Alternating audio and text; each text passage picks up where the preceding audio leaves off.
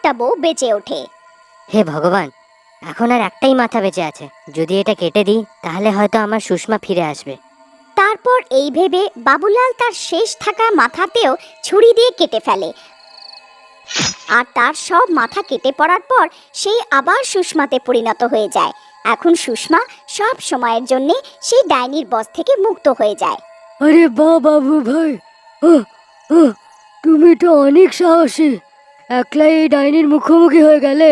সুষমা, তুমি ঠিক আছো তো? তোমার কোনো ক্ষতি হয়নি তো?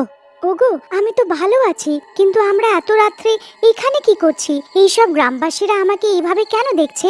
সব ঠিক আছে তো? আমি কিছু গন্ডগোল করিনি তো? বৌদি, তুমি এক্ষুনি আমার মাথা আমার শরীর থেকে কেটে ফেলতে, কিন্তু এখন সব ঠিক আছে। তারপর বাবুলাল আর সুষমা খুশিতে নিজের সংসার করে, আর পুরো গ্রাম সেই 3 মাথা ডাইনির থেকে মুক্তি পেয়ে যায়।